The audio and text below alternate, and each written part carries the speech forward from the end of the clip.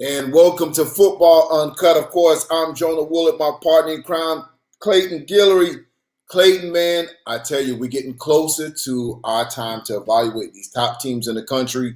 We're getting ready for Charlotte, but we're on the way to our trips where we're going to be 3 weeks on the road. We're seeing some good football, man, and you were able to evaluate some good football out there in Texas at the West joint this weekend. You saw some teams that really impressed you, some players. We'll kind of tap into some teams that's really been doing it big nationally. Tonight, we'll also reveal some of those top matchups in Charlotte.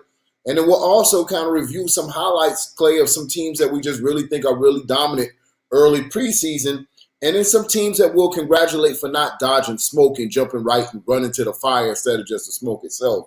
So, but before we get into it, Clay, take me to like I was in hot Texas. Rewind. Tell me what you saw this weekend at the West Johnson joint, and what really stood out from you from a Texas standpoint. Listen, man. So, of course, man, I believe this is my third or fourth year doing the West Johnson Memorial event. Man, shout out to Coach Street. For those of you that don't know, Coach Street, was the head coach of the SED Wolverines that won the national championship at IMG at 9U, and he was president for the Southeast Dallas Wolverines for a couple years as well too. At any rate, he has an annual event that he does. He invites teams in for free down in Dallas and DeSoto, man. They have four fields, over 100 teams in the event, and they just get at it. Good old fashioned preseason football early in the preseason. All proceeds from this event go to his nieces and nephews, of his brother that has passed. So it's a great event, man. It's something I always support because, again, man, sometimes, life hit us with some hard stuff, and how we bounce back, man, is a tale of the tape. So, but I can tell you Yeah, this, Jonah. It was hot. And then when you thought it couldn't get no hotter, it got a little bit hotter, right? You know what I'm saying? I mean, typically how we do in Texas, right? If it's yeah, 102, we're going to go on and turn it up to about 105.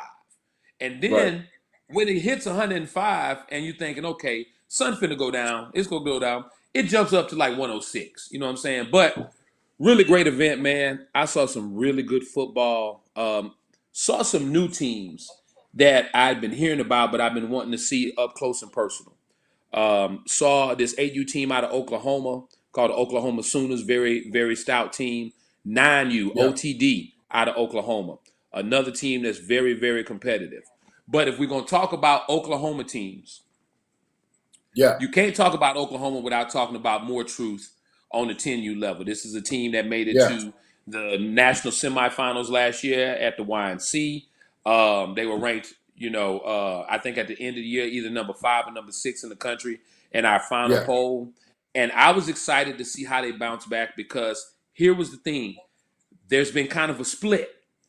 There's been 3 or 4 very important pieces to that team that went to a different organization. So it was going to be very interesting to see how More Truth bounces back, right? Yeah. And what Coach Ricky was going to do without some of those pieces. Now, the interesting part of this whole thing, Jonah, is they were going against no other than the new kids on the block at 10U DEA. So, Yeah. really good matchup, man. It was the nightcap on Saturday. You know how it goes down when you're in DeSoto, man, in Dallas, man. The whole entire field was surrounded. Saw some really good football, man. Yeah. Both teams' defensive fronts were very impressive, right? Now, I must say, and I get it, it's early in the preseason. I was not impressed by either team's offense, right? Which is a lot to say considering how dynamic More Right. Truth's quarterback is and how well he runs and throws the ball, man. But Right. DEA did what DEA does. It's the same philosophy from 6U up to 25U. We're going to put our best fast athletes on defense. We're going to blitz the house at you. So Yeah. you're not going to be able to run the ball on us. You're going to have to beat us through the air. And offensively, we're going to impose our will. And that's what they did, man. So DEA jumped out to a 7-0 lead.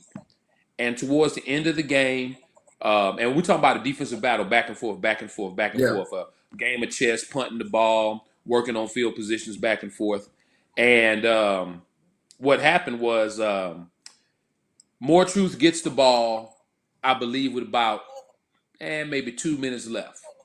and they get an opportunity to drive down the field.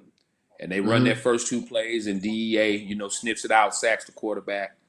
On third down, man, that line of More Truth finally picks up the blitz. And like I've been saying for a long time, when you blitz the house, you gambling. If somebody picks it up, Yeah. you finna get starched. And they hit one of their tight ends in the seam route, man, and he took it up the field to score. So now the score is 7-6, right? Okay. So the question is, what is More Truth gonna do, man? Are they gonna throw it in for 2 for the win, or are they gonna run it in for 1 on the extra point and tie the game? Okay. And looks like they was gonna try to run it in for 1, but they jumped offside, so then pushed them back. So then they decide, okay, we're gonna have to throw the ball and just go ahead and go for the win. And you Right. know how sometimes when the crowd is going and it's a lot of emotion and everything is loud, and I'll be Yeah. damned, man. The center snapped the ball before the quarterback was ready in the shotgun. Quarterback's looking at the sideline. Center snaps the ball. DEA jumps on it. Right? Game over. About a minute 10 left after that. Refs just called game because he knew DEA was going to run out the clock. Wow. It Wow. was a hell of a game, bro. It was a hell of Yeah. a Yeah. It game. sounds like one. So it was a heartbreaker. But couple more things I'm gonna update you guys about this West Memorial event, man. I saw a team on 7U who I have to take my hat off to them and rub my ball ass head, bro.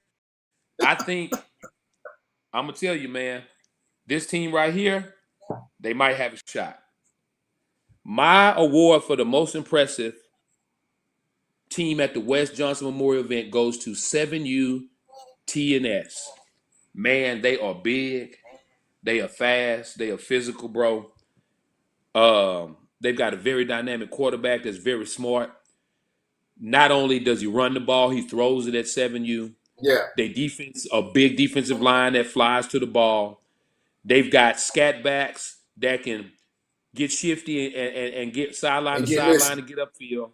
But most importantly, they got a big power back, man. When you put him inside those A gaps, he's running with bad intentions. And just like we saw with Yeah. Voodoo at their early ages, they run nothing but no huddle, Jonah. So it's Wow. hard for coaches to be able to adjust when they are literally taking 15 to 20 seconds in between each play.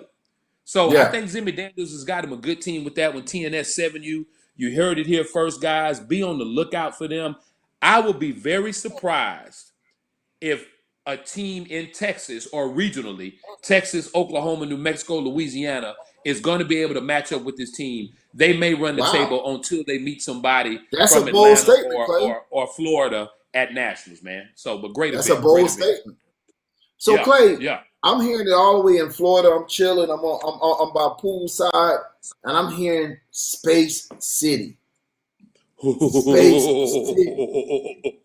I'm Listen, down here in the 305, my G, and I'm hearing Space City. I'm so like, okay. So I get 10 calls. Jonah, you gotta see Space City. You gotta see these boys. Fill me in, Clay, because I know you've seen these people in person. So listen, man, Space City is the real motherfucking deal. I'm not even finna sugarcoat it for you. Now, TNS just impressed me more, and it might have something to do that TNS was actually playing on the field that I was governing, right? But I walked over to the Space City field, man, and I can tell you they have a running back. His mama should have named him Mr. Electricity. Because when that young man touched the ball, hey, it could be shithouse mouse at any time, bro. It's going to be Wow. interesting to watch those two possibly collide at the YNC in Houston, or to watch Space City or TNS match up with ATL Elite as they come down on the 7U level. So it's going to be Houston some gonna be very interesting stuff to listen to. crazy.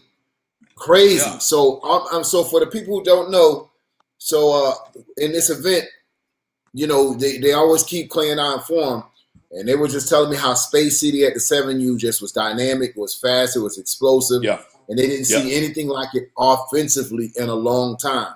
So it's just to say, YNT is in good hands, man, because if you got the babies balling like this, Clay, this is going to be a long time for these boys to grow up inside of the system. But I'm excited because I love to watch them baby ballers get off the 6U, 7U, 8U. It's good to see it because it's the love of the game. It's pure speed. It's pure athletic ability, and I'm excited to see this Space City. I can't wait for us to go to Houston. I Oh cannot no, it's wait. gonna be nice, man. I I mean, I can't wait for us to go to Houston, but Jonah, I'd be lying to you if I didn't tell you. It is some heat in Charlotte, my man. Right. It's some heat, and we got two sides to it. We've got some great showcase games, and we've got some great bracket matchups. Tonight, when we get to the segment, we are going to talk about showcase games only in Charlotte. And then when we air next week on Thursday, we're going to talk about the bracket matchups and how everything plays out. But Jonah, you saw it when I sent you the final rundown on these showcase games. Man, we got some potential national championship matchups real early this year. So, what I like this year, what we've done preseason, we kind of mixed it up in regards to tournament style of play and then some showcase games that we just thought America wanted to see. You see what I'm saying? So, sometimes when we know we're running tournament style, we got to speed up the clock. We got to get people in, get out.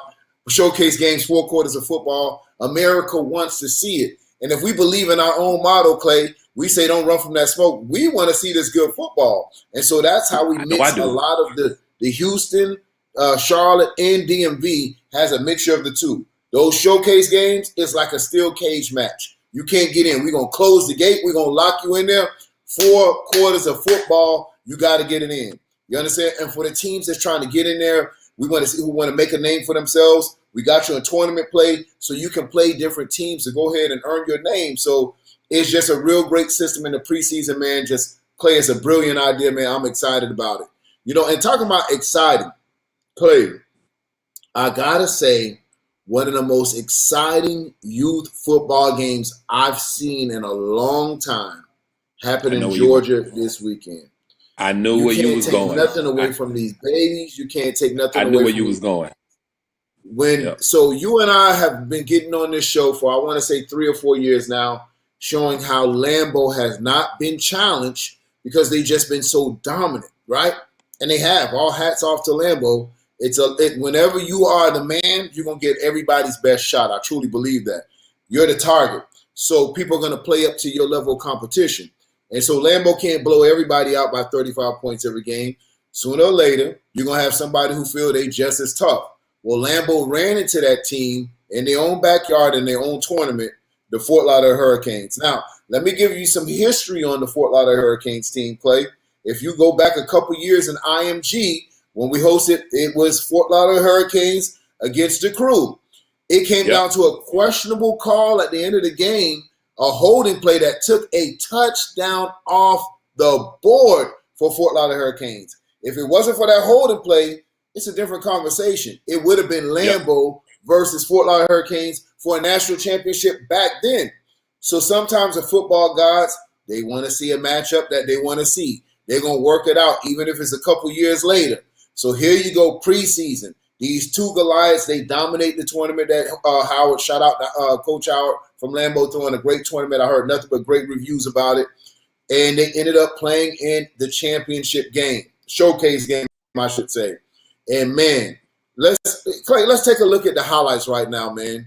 Fort Lauderdale Hurricanes, Lambeau, one for the ages. Right now, Lambeau's in the black, takes it to the house. Clay, of course, the Hurricanes looking like traditional Hurricanes from Miami. They come back, they strike back their own touchdown of their own, headed up there, running through tackles, scores again. So at the time, the score is tied. Shout out to my man Amp Quality with these aerial views, with quality views. INT going the other way. He jumps around. Lambeau scores the opposite way. This looks like a college collegiate football game right here, man. Skilled Most players. My man takes a little time out. Chill out real quick. You call it right here, Now, Clay. See what you see. hey man, this right here is at the end of the game. We're gonna put our best athlete out there. We're gonna put the ball up and he make a play. That puts the game 22-20. And as you can see on the extra point attempt, Lambeau's defense comes through. I mean, it's Well, that was a nothing little more bit you can early, say. Clay. Huh? That was a little bit early in the game. They had struck a touchdown. Then they had fumbled and picked it up. I think this is the one you're going to see it a little bit sooner because they look just alike. I think they went this was a fumble, and they picked this up and went the other way. But you're absolutely right, man. Oh, we See, so still here we go, 6-0 at this score. point. Yeah, Yeah. I'm telling on myself then. I tell you what, 0-0 really impressed me right here, Jonah. And here's the thing. Yeah. This young man Look runs at that with a speed. purpose. And here's the thing that the Hurricanes were able to do that nobody else has been able to do with Lambeau. You can't if you try to run bully ball on Lambeau, they're gonna win that all the time. Notice how the Hurricanes spread the ball, and made Lambeau empty the box. Even take a look at the splits that their offensive lineman had. It kind of reminds me of old school Texas Tech when they used to throw the ball. Wide Yeah, splits, forcing the defense to have to widen out the field, open up those gaps, which is why Double Zero was able to have such a great running game, and they had athletic linemen that could handle Lambeau's D linemen. But the key to this whole thing is the Fort Lauderdale Hurricanes had receivers that Coach Howard and Lambeau had to respect. In the past, if you run spread on them, they won't even guard your slots because they don't even respect them. But it's so much speed and talent that Fort Lauderdale has. They had to respect them, had to widen up their defense and empty the box. And Double Zero in that offensive line for Fort Lauderdale, man, they gave Lambeau everything they could handle. absolutely. And even Coach Howard said at the end of the game, man, we got to go back to the drawing board because what Fort Lauderdale was able to expose is that, hey, listen, if we give the quarterback some time to get the ball off, we feel our receivers are better than your DBs, and they were able to expose that. And then listen, Fort Lauderdale showing they have multiple weapons, going ahead, handing off the ball, throwing the ball up top. So this is a matchup, Clay. I would not be surprised we see again in December when all the dust clears. No disrespect to the other 11U teams out there, but these are definitely the two front runners for the national championship, in my opinion. So I agree with you, Jonah, and that's the great thing about it. We have two traditional YNC teams, right? They love to come to the YNC. They love the competition level, right? Now we might see this rematch again, in December in the national championship if both teams handle their business. And that's the best part about this year, Jonah. We'll be able to really see who really developed throughout the season, who made those adjustments just off this game right here. Now, you've got a couple other 11U teams that say they deserve to be in the mix. You got RCU Yeah. down here in Texas making a bunch of noise saying they deserve to be in the mix. So it's going to be interesting to see how this whole thing plays out, man. So, man, that is one age group that I'm excited about. Another age group that we are kind of talking about them, Clay, like how we were talking about Lambeau a couple years. Voodoo. They've not been challenged yet. Oh my Voodoo has been a gosh. team that, of course, that gives you everything that you want and more. Offense, defense, high pace offense, no huddle. The coach is going to be in the wife beater saying what they want to say. Coach back going to have his kids coach up. It's everything you want for TV. They're made for TV. You get the interviews over here. You get some other coaches that straight face coaches and say, we're going to beat you by 30, and they turn around and actually beat you by 30. So I love what Voodoo does on and off the football field. Those kids will run through a wall for Coach Bat, Coach Lario, and it translates out on the football field. And when we got a chance just to see this, even though this matchup was a couple weeks ago, it was the closest thing that we thought, Clay, would be a challenge for Voodoo because of what West Orlando Jags did off season, switching from Orlando coming over to West Orlando. We thought Yep. they were Orlando Outlaws, and Coach Rich kind of helping that out.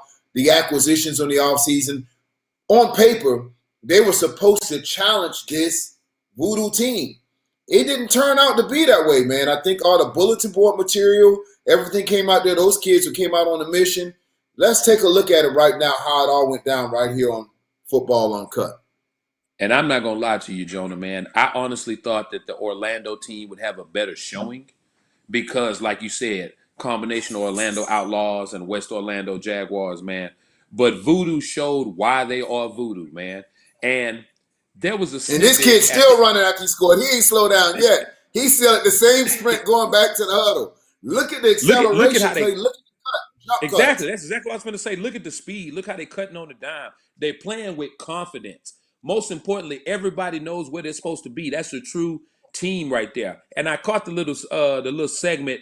Shout out to Born Chasers who caught at the end of the game of Coach Bat talking to his team. Man, it's that mentality. It's that mindset that those coaches bestow upon those voodoo players that make them so dominant. You know, it's going to be interesting to continue to watch this team make the run throughout this year and hopefully continue to make the run, throughout the rest of their youth careers. Well, and you look, West Orlando Jags was able to get on the board, get on the top. They had their own little swag, their own little dance. You know what I'm saying? And shout out once again to Amp Quality. Listen, Amp doing it big here. All these shots and aerial shots by him doing it on a whole nother level. He'll be with us in North Carolina. So look forward to this as soon as we break those games down on our social media in Charlotte. We're going to make sure that these kids have a media footprint when they leave. And it just shows you. Well, Look at this defense setup now, Voodoo. Look how they set up in this 52. They defend it I will well, tell you this one interception, thing though. come back, in his drop steps, and Yep. going to the opposite way. I will tell you this one thing, Jonah. I talked to the head coach of Pac Prime at the West Johnson Memorial event. We chopped it up for a minute. He looked me dead in my eyes. He wasn't on no drink. He wasn't smoking no weed. He had his real live children with him. He was sober. He pulled his shades off and looked me dead in my eyes. He said, Clayton, nobody in the country is going to beat Voodoo this year except for Pac Prime. This is our year. We're tired of coming in second behind them. I just said, show me what you're talking about, coach. They are confident And down here's in what I would Dallas, say man. to that, Clay. Here's what I would say to that, Clay. If they can get another player outside of Aiden, because what I've noticed, and we've watched those games for the last 2 years, Voodoo zeroes in on Aiden and frustrates him. And Aiden's a kid. Sometimes Yeah. you look at Aiden, he looks like a grown man, so you don't expect him. But any kid that's getting pushed to the ground, getting hit when he doesn't even have the ball, he's going to show a level of frustration. So when they take the big like this, Clay, listen, if you were a group of kids and you used to having a big bully on the block and you walking with him on the neighborhood and he always represents your crew, right? All of a sudden, the Yep. little kid come out here and knock your big bully out in front of you, you shook mentally. And so the message that Voodoo sends to Pac Prime, let's take the biggest man out, let's shake him mentally, and it really kind of falls downhill to the rest of the team. So what I'm saying to you, if they can find another X factor besides Aiden, that might can get them over the hump. But here's the thing, what I would say for Pac Prime, man, they gotta face Voodoo the rest of their youth football career all the way up to 13U, man. So they got a long road ahead of them. Here's what's gonna have to happen, man. And I'm not doubting coaches' confidence to finally try to knock Voodoo off this year. But I'm gonna tell you what's gonna have to happen, Jonah. The nucleus to do it is at Pac Prime. There are a few pieces at SCD. There are a few pieces at Havoc. If those three teams in the DFW can put their egos aside and put the right pieces together, we might Yeah. be able to have a Georgia versus Texas or an Atlanta versus Dallas Fort Worth real national championship game on that level between those two But teams. listen what you just said, Clay. It would take y'all to put half of Texas to compete against this natural homebred Voodoo team. You got to Well, create no, a no, you got to you create make a an good FBU point. team to compete with Voodoo. You make a good point, but the pieces that I'm talking about, they are literally all within 10 miles of each other. That actually is But they just ain't one on the area same code. team.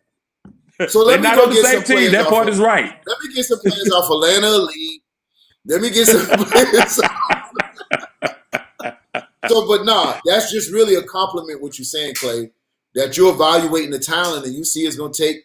You see all the different talent because you're evaluating all the different kids. That's just a Yeah. real shout out to Coach Bad and what they're doing on that level. That it's going to take a regional type of talent to beat them, man, and that's huge. And you can't say that for a lot of teams on different age levels. So shout out to Batman and what they're doing, man, and Coach O. We look forward to seeing this team grow, and of course, they have a chance to make YNC history. Talk about that, Clay.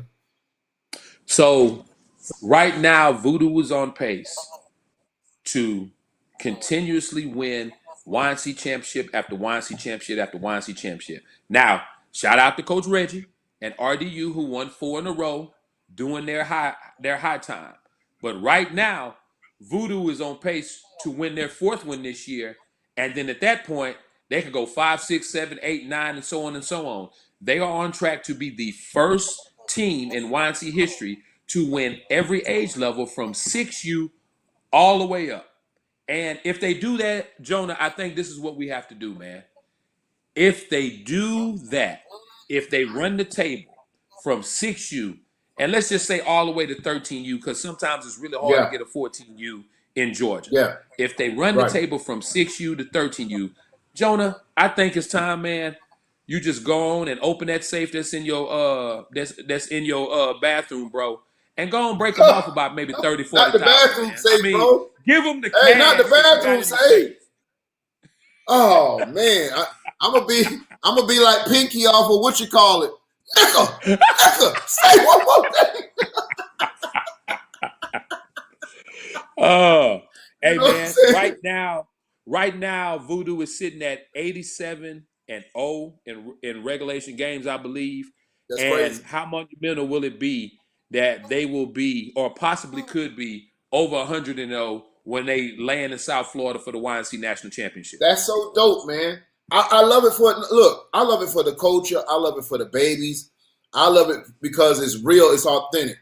And what I mean by all of that, Bat didn't go recruit. Larry didn't go recruit. That's those babies from 6U. Of course, they had a little add on from here, but just to have that, how they pour into those kids from the offensive line play, from the speed calling, and as you see it manifesting, man, that's crazy. Like to be a part of it, to see it happening is just super dope. And I mean, I want it for the kids with no expense to the people that got to play against them.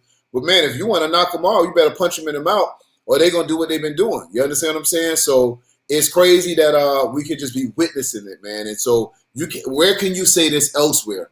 You understand what I'm saying, Clay? Where can you say Nowhere this else. elsewhere? Nowhere So else. it's I'm glad we're providing a platform so these babies can get down and maybe create history. Because one thing I can tell you, them shorties will never forget it. They can be in the pros when they see each other on the football field. Oh, this my G right here. Man, we ran YNC from 6U to 13U. I promise you, it's like that. You understand what I'm saying? No, So they that's still talk crazy. about it. They still talk about it, man. When I drop my son off at school, man, it's funny because I've been in this youth football game so long, man. I forget about the Friday night tights, right? So we, Oh, that was you? loading up stuff in his dorm and this and that, man. And we come down the stairs to get some more stuff out the truck to take up to his dorm, and Yeah, it's two new players and they dads. They like, did you used to coach youth football? And I'm like, yeah. They was like, you the dude from Friday Night Tights. And then they start talking about the youth organization they played for and right. teams that they played, and did they play against the Outlaws and different stuff like that. So you're right, Jonah. These kids, they're gonna remember these youth years forever, even when they playing Forever. Division I college ball. It's always something that they can refer back to. Well, Clay, I can tell you, man, I think one of the most memorable youth football moments in the country that's ever going to take place, which we didn't rehearse, it just happened naturally. IMG, Rare Breeds, scores the touchdown, jumps on the Yep. golf cart, hijacks the golf cart, live on stream, but it's bananas. And listen, we not so uptight that we got to shut the whole game down. Of course, we run an organized event. It's dope, but it's a vibe. It's authentic. It's for the culture. And when you No feel doubt. that, you feel it. And these kids understand our energy. That's the only reason Jit probably jumped in the golf cart, because I guarantee you, if he plays in the NFL, he see his homeboy. Hey, remember IMG, man? We won that championship. Jumped in the golf cart, hijacked it. Now, we would never advise that again. As you see, there's no more golf carts that's even closer to the football field. We live and learn. But No. he got us that year. You feel me? But again, it's all about creating memories for these kids, brother. And man, And Clay, and I'm not gonna let this out the box, but I gotta touch your memories. So we have our group text, we have our corporate team that Clay, I, and people from Battle, and we all correspond back and forth. And Clay went out of the country. He sat down with a jeweler for about a month. They did a sabbatical. They smoked. They went in. They hey, didn't even smoke weed. They was hey, out in the man. pipe. You know when you in the little what you call it? Y'all help me out online real quick. When you smoke out of the little hookah thing, but you just take a puff. He dipped for a month, but when he came back out of the cave and his Hey, beard brother. was long, I had man, it. when I I tell had the you, plan. when the kids see what's going around their neck this year, my And let man, me remind Clay, y'all. Let me remind y'all right now, because that's it's a a lot of joke. people. That's It's a that's lot of people that's out there cute. faking right now. This is the trendsetter, right? This is what everybody wants Yeah, to. that's But cute. like Jonah says, when you see what's coming this year, baby, you not gonna even think about this no more. You gonna throw that You're out not the even gonna think window. about this no more. Oh my God. When I tell you Oh it's my a God. game changer, it's crazy. So again, the memories for these kids are definitely going to be lifted through the roof. The ring is crazy. I can't even tell y'all. If I gave a description to even tell a little bit, then I'll tell it myself. But just understand, there's levels to this. There's Listen, levels to man. this. And there will never Ooh be a wee. year that we sit And back and say, Jonah, nah, we good with last year. We good with last year. Nah. Jonah, it's on the way. It is en route. When it gets here, look, I'm gonna get with my digital director. Hey man, and when we put it out here, they gonna say, It's crazy. "Ooh, hey, hey, Crazy. they gonna Crazy. think Nino Brown and G Money is back in the corner." I never did like, hey, I never did like that pretty much.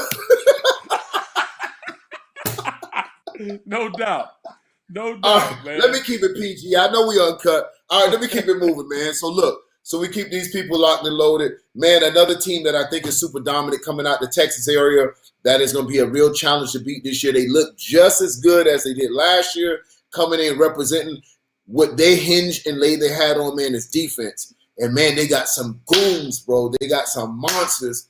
And just not just from a play caller standpoint, it's really a personnel standpoint. You got to beat DEA 13U. We take a look at West Orlando Jags versus DEA, a classic matchup. It's a rematch of last year's YNC matchup. And so we thought this was already going to be where sparks would fly.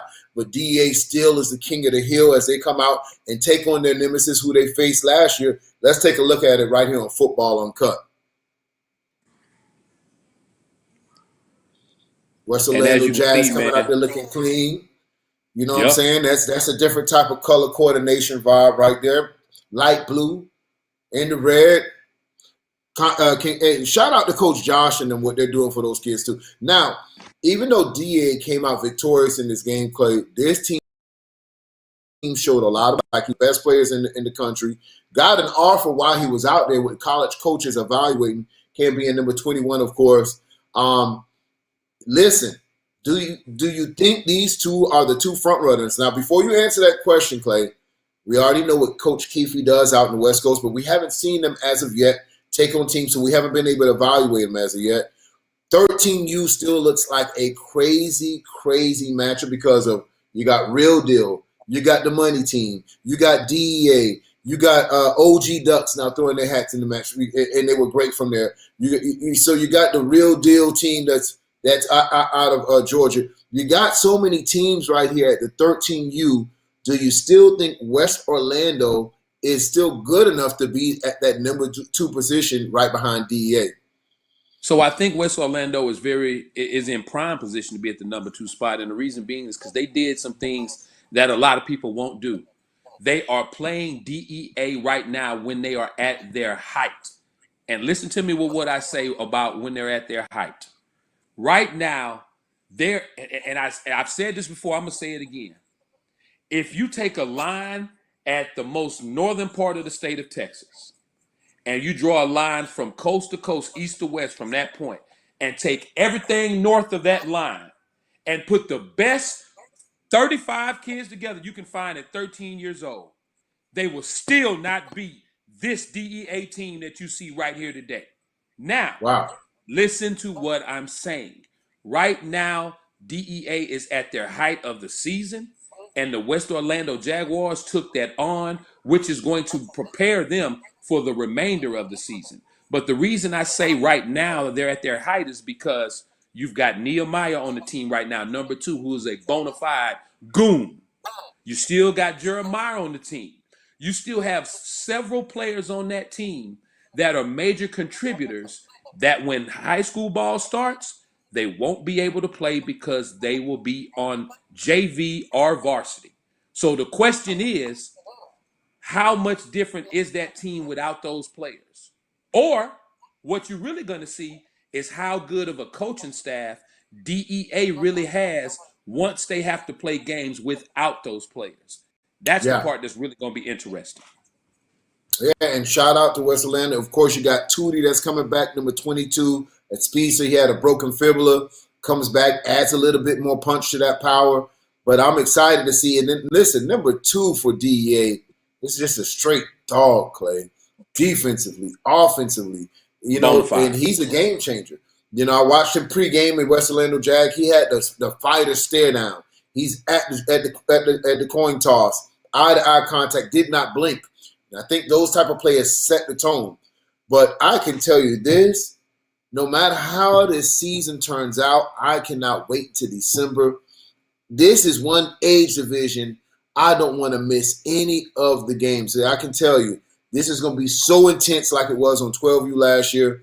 You'll be just surprised. And listen, don't sleep. In this 13U division, anybody can, on a good day, knock off DEA. And why do I tell you that? DEA defensively is crazy. But if here's their vulnerability, something similar like Lambeau. When a team throws against them, it challenges them vertically. Listen, they got some of the best linebackers in the game. You're not going to run on DEA consistently. You can throw that out the window. You're not going to play bully football with DEA. You'll have your running back in the hospital. But you can challenge them with drag routes, combo routes, wheel routes, and things like that. But the whole key to that, Clay, is you got to protect the quarterback. You know what I'm saying? So it That's the can't be key. no 5-step drops, no 7-step drops. At most, you got 3-step drop, ball got to be going. So a combination of max protect, 3-step drop, and getting downfield. That is the recipe to attack this DEA. And then personnel, of course. And that's the key, man, because DEA is definitely going to bring the house at you, right? They're going to make sure that you understand that they are here, they in your face. Every gap is going to be filled when the quarterback tries to put that ball in the air, right? So, and I'm gonna be honest with you, Jonah, and you and I hadn't talked about this, but I'm gonna tell you, man. Once we finish this 2023 season, and you know how you and I we go to the corporate office and we sit down and we talk about what we did right and how we can get better and maybe what we did wrong. One thing I'm gonna suggest, Jonah, this is the second year in a row I've watched our previous year 12U, now 13U champion, look very dominant early. And then as the Right. season goes on, the team has to dismantle because of the JV and varsity high school rule. I honestly think, Jonah, and let's be real, 14U is dying around the country. It's only really alive in certain pockets of the country. Correct. I honestly think we should combine 13U and 14U and just call it eighth grade. Eighth graders only. The moment you get in high school, there's no more youth football for you. That's just my opinion, man. I think that's the route we need to go. Now, obviously, you know our process. I can't just make that call and make it happen. Right. But I am going to bring it up to talk about and vote on, man, because if we do that, we're not having these type of conversations about 13U and 14U teams. Right. An eighth grade game is something where it goes. And, a lot of people actually have what they call an eighth grade game. A lot of different competitors have just an eighth grade game because they know that's a mixed talent in that area. But in some people's opinion, the flip side of that, they feel there's a lot of different maturity levels from the age of 13 to 14. So can a 13-year-old stand out on the field with a 14-year-old? My opinion, yeah. Listen, we play JV, we play with 14, 15-year-olds. I think it's all a mindset. And then I think the coaches and the parents kind of hampered. In football, you're so used to different age strict divisions. Well, you don't want the 7U's playing with the 8U's, 9U's playing. So you get the mamas who stick on that. I don't want my baby, no, my 13-year-old baby playing with no 14-year-old. Mama, get out the way. Get out the way. Put that milk away. Let them play some football. Because I can guarantee you when you're on a high school team and you're a senior and you're a dog at a freshman, if you're a dog at a freshman, you got to play against that senior. There's nobody who's going to save you to get off that football field. Hey, that senior's 18, 17 years old, and I know you 15. Well, we're going to let you sit this one out. Nah, Playboy, you got to play it. So at some point, you got to start preparing the kids for the next level. And I think football is great for 6U to 12U by preparing and keeping it fair on an even playing field. But when you start getting that 13, 14, it's now preparation for high school. If we're really using youth football for preparation, you got to have that mindset. You understand what I'm saying? And I agree with you 100% on that, Jonah. The one thing I've never understood is, and I understand if you're in areas where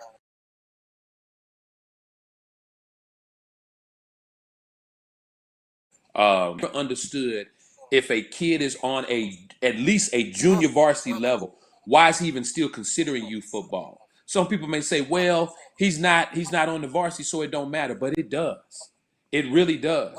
And I really think that if we're looking at for the betterment of these kids, if you're on junior varsity, you should be training, learning your system, getting ready to perform at the varsity level. And we all know how grades are. We all know how the playoffs are. That JV kid could be 2 or 3 injuries away from being on varsity and getting some really playing some Yeah. decent playing minutes, man. So I think sometimes we got to ask ourselves, man, what is truly for the betterment of the kids, and what are we really doing about, you know, the gambling and the egos and we want to say we better than this city, or we want to say this, or this team beat us a couple years ago. This is our opportunity to get back, man. We got to start doing what's best for these kids. And I think when we're talking about 13U, 14U, we really got to start analyzing that. Well, Clay, I'll make sure that I get security for you for the 14U coaches. They're going to feel you kind of blocking their vibes right now.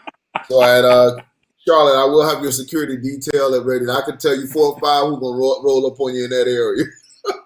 Hey, I'm about to. I already know I'm about to get a middle finger from about 3 or 4 squads off the West Coast right here by Right. text message in a little bit. Hey, but it's real talk though, man. So we want to make sure that we really get the kids for the next level. We would love, from a selfish standpoint, to make sure they're doing highlights down here on Generation X and at YNC. But if it comes to winning a youth national championship or a kid balling out on JV, it's JV for me all day, bro. Get your high school vibe, get your system, get in there, because it's about your future. It's nothing that makes us more prouder when we can say, I looked at Dalvin Cook this weekend, played through our system. Now he's at the pros. That's what that's about. We can't be selfish and talk about we want the highlights at 14U. Come on, man. Let them kids get in high school. Let them do their thing and get them prepared. And coaches, you can't be selfish either. Just let those kids get to the next level. So, and talking about next level, we won't hamper on that too long. But I'm looking at our board right here. Clay, it went down thanks to my man over there. He had big business in Nashville. Big business. Yeah. He wasn't worried about nothing. He was out there just having better living. You understand what I'm saying? Don't worry about nothing. Shout out to those boys at Red Zone doing it big out there in Nashville as they held a 10 and under tournament. Very successful, as they had some of the best teams out in the country really competing. And he was able to help, Red Zone was able to help us really identify some new teams and put them on a national match. I got to tell you, Clay, I was very impressed with a team called Ali Elite. Didn't know too much about them, but we learned about a lot of them through the actual tournament. And I can tell you, Ali Elite defeated the OG Ducks early in the game, knocked them out. OG Ducks only with 1 loss, but Ali just really came out there very dominant and really put their name on the national map. So we're paying attention to what they're doing, and that's what we always tell you. Play on these national maps early. Get out here early so we can identify you and start following your team. I can guarantee you they'll be in our top 10 just from the play that they had if they can maintain their thing. And I think we have Ali Elite in one of our events. I can't remember if it's going to be Charlotte or the DMV, but I know that we'll be getting to see them and evaluate them up close. But shout out to my man, Media Rail is what we call him now. He's no longer a part of the coaching staff. He has received his pink slip. Okay? So that's what I tell you, Clay. You did it for a while. You tried it. You tried this, YNC thing and coached out the Outlaws for a minute. But damn it, man. It's tough, it's bro. just too much. It's tough, especially when you're running an event. I remember the first couple of years of the YNC, and I'm coaching. I'm on the field trying to call a play, and somebody, and I got the head referee rolling up on me trying to ask me for a rule interpretation. And I'm like, man, if you don't you see I got the Georgia Gators over here I'm trying to win, you asking me about a play, about a 6U game over there? But it's just one of those things, man. It's one of those things that as you continue to work with the youth, as you continue to build things, man, you start to realize that you can't be everywhere at the same time, and you can't clone yourself, man. But I like that Media Rail, man. That's a new name I'm gonna have to use when I see him, man. So, man, we took a look, and I gotta say, Rare City, aka or better known as, formerly known as, I'm gonna treat them like Prince. You know how Prince became the symbol, formerly known as Prince. The symbol, yeah. Rare City, formerly known as Twin City, was able to come out there and flex their old muscle and go back to the old ways, and of course they were fighting injuries before, but came out on top of the tournament.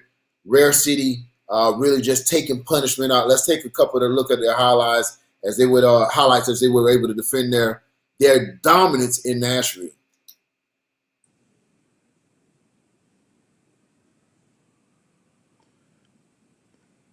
Quarterback taking the snap.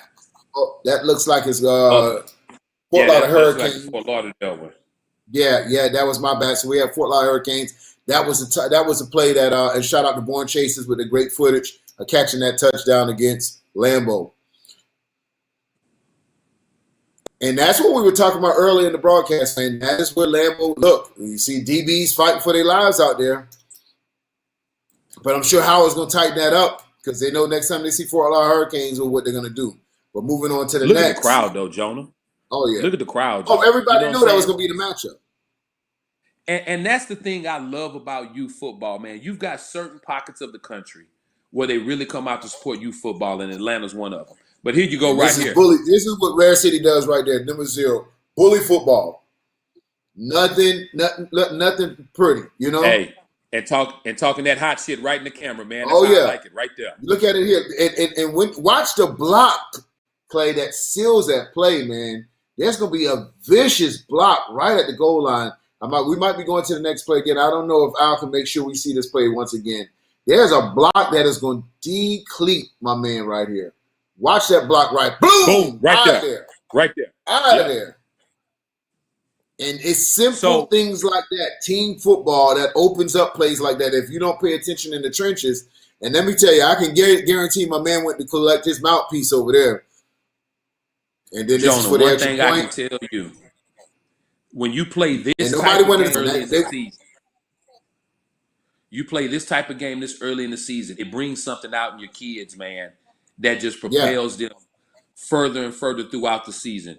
Watch Rare City continue to get stronger, and stronger as the season progresses, man. I believe it. I believe it in my soul. Yeah, brother. Yeah, so Ali had me feeling that I had to go put on the Morgan Ali or the Muhammad Ali vibes for them boys at the 10 and under. I had to go ahead and represent for because I'm excited to see what they do this season. But this was a triple overtime game. So to be playing this physical, that late in the game, Clay, just tells you a lot about the team. Man. You know what I'm saying? I got a question for you, Jonah, and I just saw it in our comments, man. And it's a little bit off the subject, but can you explain to me why the 7U and 8U YNC Division I national champion Bessemer Tigers can't get nobody to come to Bessemer to see them? Is everybody in the country really that scared? Yeah, well, you know, Clay, here's the thing. You and I, we our whole team, we did a national championship preseason in Alabama, and it was D'd up. It was crazy. Yeah. I had a time of my life. But majority of the United States does not feel. You got to remember these coaches. These are millennium parents right now. These kids, they want nightlife. They want a vibe.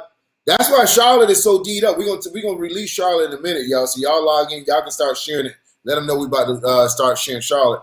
They want a vibe. They want to go out. They want to enjoy themselves. When you say Alabama, unfortunately, it doesn't ring their bell. That's number one.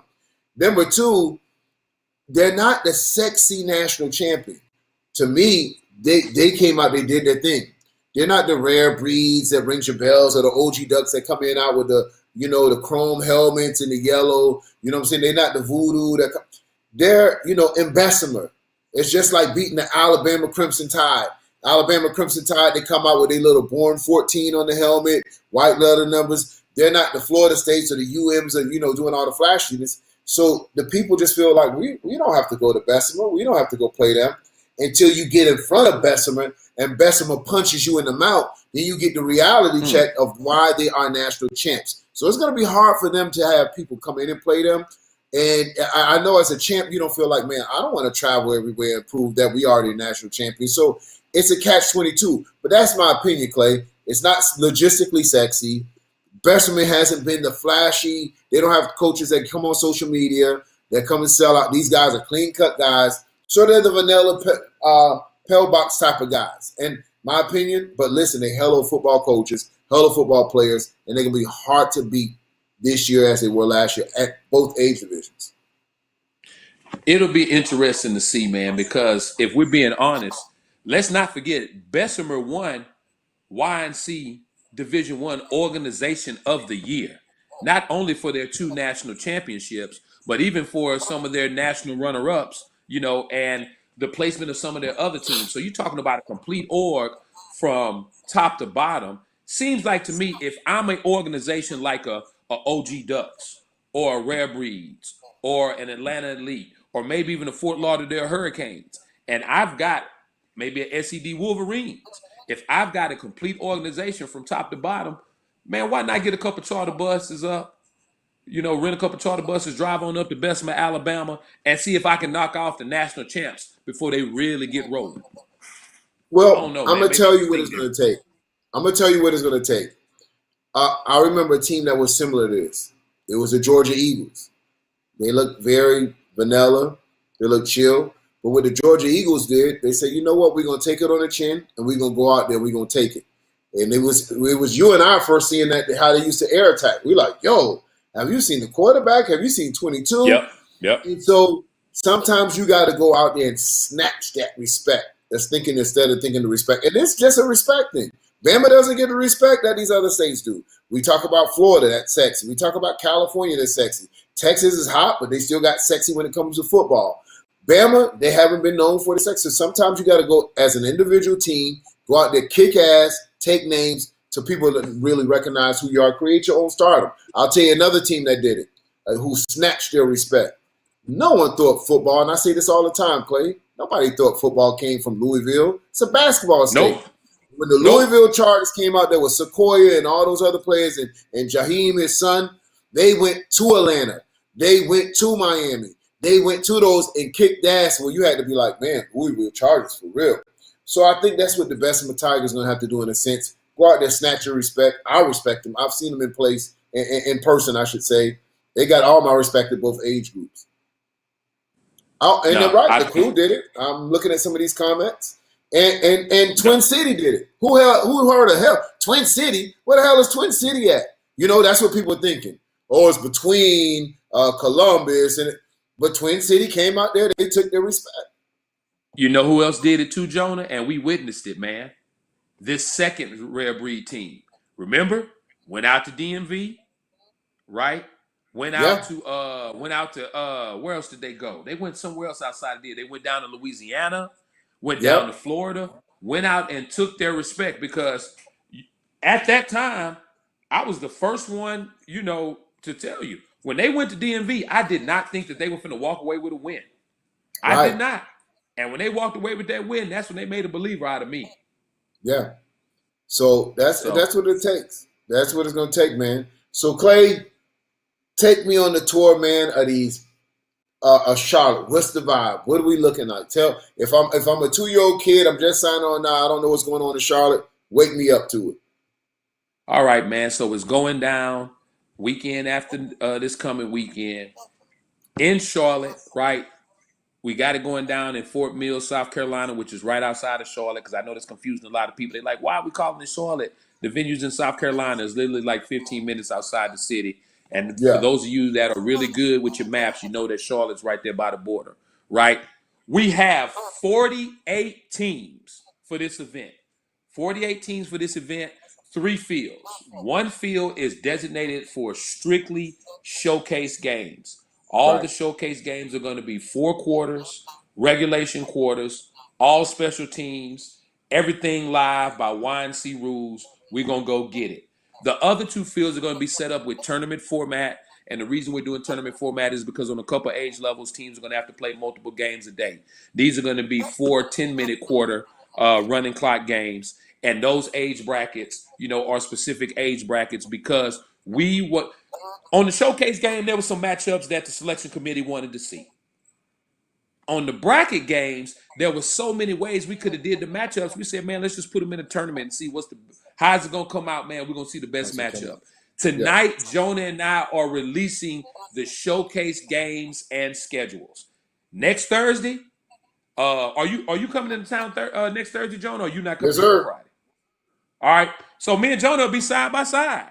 Oh We won't yeah. be, across the country. We'll be side by side. Right. Next Thursday, we will release how the brackets are set up. And when I say that, we mean we were going to release them to the public. We're going to release them to all the teams, right? When we do the Zoom call. But Here's how this thing is gonna roll out, man. Opening up on Saturday night, or Saturday, should I say, you're gonna have showcase games on Field 1 at 9 a.m., 10:45 a.m., 12:30 p.m., 2:15 p.m., 4 p.m.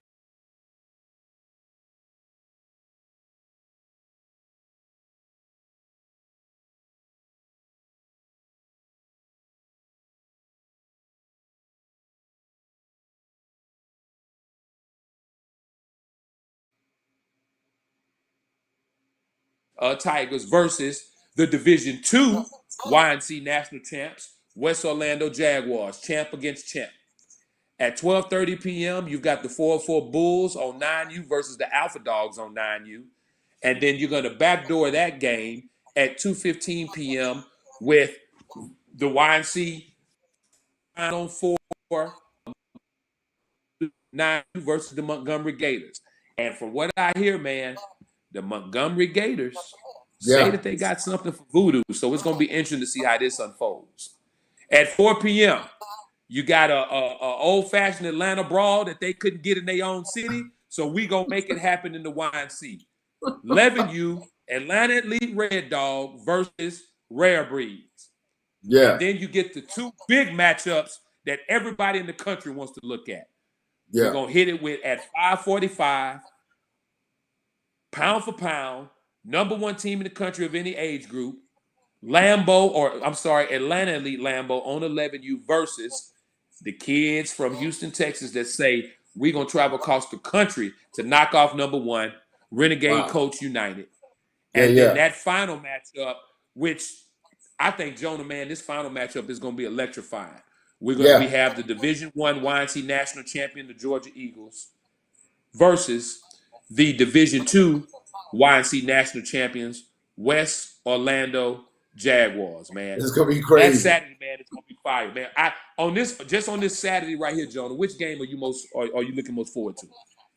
Oh man, well I gotta tell you, I want to see how RCU matches up against Atlanta Elite. I think they kind of been watching some film against Fort Lauderdale, and I think everybody it's a copycat when you come to offensive and defensive coordinator. I think they're gonna try to do the same thing as the Fort Lauderdale Hurricanes did, but I don't know if they have the same personnel to do so. We'll find that out on Saturday. So I think that's going to be crazy. And then there's nothing like backyard brawls, man. It couldn't happen in Atlanta. So you ask why would two Georgia teams come up to Carolina to play? Well, man, they couldn't agree on it up there, so they said they're going to go ahead and line it up there. So that I think Atlanta Elite Red Dogs against Rare Breeds 11U, that's going to be a movie. And of course, Division One, Division Two. There's always a younger brother that says, "Man, I deserve to be the big brother."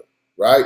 They're both champions in their own respect. Georgia Eagles winning Division One, West Atlanta Jaguars winning Division Two. They feel in the one between the two is this much apart. We'll see how far it's apart when it comes Saturday. So three compelling games in my idea. In no respect, I think I love Hilltop Hawks. Can't forget Dog Pound coming all the way up there representing the FYFL. Lauderdale Lakes, that's going to be huge. Every game, Bessemer 8U against West Orlando Jags, that's huge. And Yeah, Voodoo taking on yeah. Gators. The whole Saturday is just going to be a movie for the showcase games simultaneously on the other fields while it's going on with the bracket games. So it's going to be a lot of buzz just going on that first Saturday, man, nonstop. Of course, all these will be live streamed. We never asked you, talking about hit our Cash App up. We don't roll like that. Hey, hit the Cash App up. Well, we don't roll like that, man. You never hear Al. Al has never posted nowhere, anywhere. Y'all don't know our Cash App number. You know what I'm saying? My man not on that. He delivers a beautiful stream every time we go out. So, man, Clay, to answer your question, brother, I think from the time you get there from 8U all the way to the end of that night, it's just gonna be movies. Every game gonna have a certain excitement to it. Well, here's the crazy part, Jonah. If you think so, most events, man, you have your big games on Saturday, and it's a little bit of a letdown on Sunday. Man, wait till you see this roster we have on Sunday, because it's not a letdown at all. So on Right. Sunday, we start at 9 a.m. West Orlando Jaguars 8U versus the Hilltop Hawks 8U. Movies. 10:45 a.m. And here's a matchup that a lot of people have been talking about. Bessemer Tigers versus Wow. Dog Pound, Lauderdale Lake Vikings. Woo. At 12:30 p.m., Rare Breeds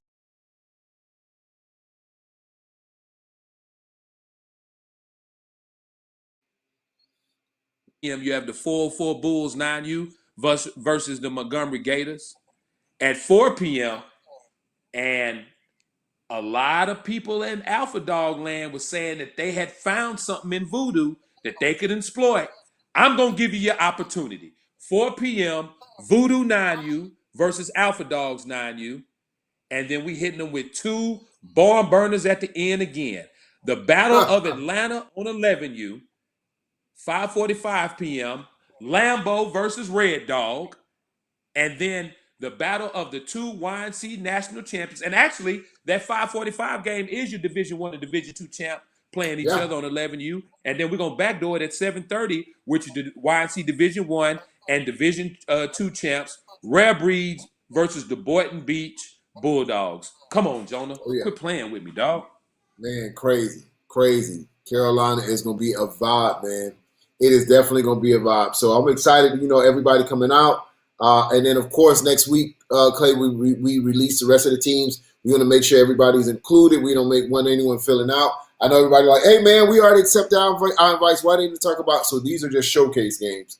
But make sure we'll give you all equal coverage, guys, when you're back doing your bracket games as well. Of course, the whole idea of the Youth National Championship Showcase and bracket games is to get the exposure early so we can put you on the map. So this is your opportunity to shine. Come out there, do your thing so we can identify these teams early so we can place you early in the preseason rankings. And you say, well, what's the use for the rankings? I mean, I've been recently seeing this new theme online, Clay. Well, I don't care about no rankings. I don't care if them people put me on the list. I don't care about them lists as long as I'm there at the end of December. I don't care nothing about you. I ain't kissing Clay ass. I ain't kissing Jonah ass. Oh man. Okay. So let's back this up. Let's let you guys in on our format and why we do rankings. It's not for Clay's ego or Jonah's ego or any of that. What we try to do is create the best atmosphere and platform for the best competition, regardless of what league you're in, what state you're in, what conference you're in. If you're in the same state or in the same block and we feel you're in the top 8 or top 10 teams, we feel you deserve to play for a national championship. There should be no little procedure that gets you out the way like a regional that knocks both of the top teams out so you don't get to play for a national championship. So therefore, we try to evaluate the talent early inside of the year and watch them throughout the season. You got weeks after weeks after weeks that we're doing constant evaluation. So at the end of the year, it's not a mad rush to just ask out of the blue, well, who are the top teams in December? No, we've been able to evaluate it over a process of 16 weeks, so it hasn't just been on us on 1 week. So, yeah, the rankings, in a sense, matter, just like the rankings matter in Division I football. It's called the playoff system. Like this is called the youth football playoffs, and there's no difference. So you can ask any college team, oh, well, I don't care if them people rank me or not. Well, you don't have to care. You won't be playing for a national championship. So this is our ticket to punch the national championships. We're duplicating and replicating what they've already done in the collegiate world at Division I. Again, this is all about preparing you guys for the next level. So anyone who thinks rankings is here temporarily, if you plan to play college football and you plan to play for a national championship, or your kid is going to play for a national championship, you better get used to it now because this is how the system is ran. All right? It's simple. That's it. And here's what I would say. And people, ask yourself this question. Okay? Take Clay and I out of the equation. All right? Act like Clay was never on here spinning the ring, and act like I was never here on the other side, right? And we'll pay attention to the comments. Clay, I want you to turn your phone on now. Go. I want you to get on your comments right now, Clay. Let's pay this attention with this question I'm about to ask. I'm going to ask you guys a real question. I love that ring, man. You rocking it hard, boy. Wait till you see this new one. My bad. Go ahead. In regards to YNC, from when you guys seen the inception to now, on a scale of 1 to 10, and let's just be honest, me and Clay got thick skin. We hear it, and it's bigger than Clay now. We have a whole team behind us, from live streaming to selection committee to the sponsorships, the partners. But Clay and our faces are out there a lot, so you see Clay and I a lot. But Clay and I got thick skin. Here's a question for y'all. On a scale of 1 to 10, from a competition level, from 6U all the way up, what would you rate YNC's competition level every age group, every year. And y'all can give it to me. Tell it, keep it 100. Competition and so forth as that fire at the end of the year when you got to see it. It ain't no running through no teams or, oh man, it's straight garbage or who is that or who is that. How would Stop you it. rate the Stop it. competition level at the YNC? Because if you rate it a 10, then the rankings is working. It's showing that we're taking the time to select the right teams and make sure the right opportunities there for these teams to get it down in the brackets. So when you look at Here's 13U, 14U, 12U, 11U, 10U, 9U, 8U, 7U, 6U, 0U, we there, bro. We there. And I'm just keeping it always, 100. A hundred. always, We look for always. competition. We don't want to just say, "Hey, Jonah, I like this team over here in Kentucky. Let them have free reign to a national championship." Nah, bro. Play the best to be the best. You got to Hey, go through Jonah, this gauntlet. Jonah, remember last year we let in a team last minute in one of the brackets, man? I forget. God, it was a Florida Lauderdale team. Lions, bro. No, Lauderdale no, no, no, Lions. no. No, not even just Lauderdale Lions. No, it was another Florida team. You know what? You're gonna have me pull it up on my computer, Jonah. It was a Florida team last year. We led in nationals at the last minute, and everybody was talking shit. And they went in I'm there telling and you, it's knocked the somebody Lions. out first round. And everybody shut up at Gainesville. That was it. Gainesville. Listen. Me and Jonah do this for real, man. We evaluate these teams. No, let me back it up for you, Clay. It wasn't last year. It was the year before. We let Lauderdale Lions in, and they played the number one team in the country at the time, which was Louisville Chargers. Yep, yep. Knocked them off. No, you're It's the right. But if you I'm talking about Gainesville United last year. It was oh Gainesville. yeah yeah We yeah let yeah them yeah. in last minute, and everybody, oh, this is a buddy system. It's who you know. Jonah and Clay get money on the backside. They don't deserve to be there. They're gonna lose in the first round 60-0. And they came out and punched them people in the mouth, man. And didn't nobody say shit after that. Didn't say I'm gonna shit. tell you this. If you talk to a YNC national champion, right, and ask a man, hey, bro, how was it from you from game one? You can call Howard at Lambeau. You can call Mark at Rare Breeds. You can call your boy from Twin from the 14U from Rampage. You can call Keefe from. You can call these people that have been legendary in their eras. Ask them the competition level they got to play against. You understand what I'm saying?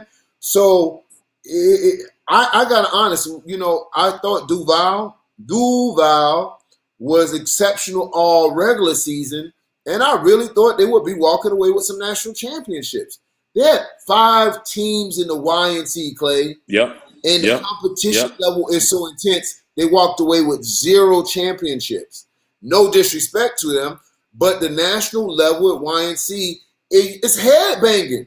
It's head banging. There ain't no games you can take off. If you take off a game, bro, you will be on the sideline with me calling it, talking about the Generation Next replays. I'm telling you.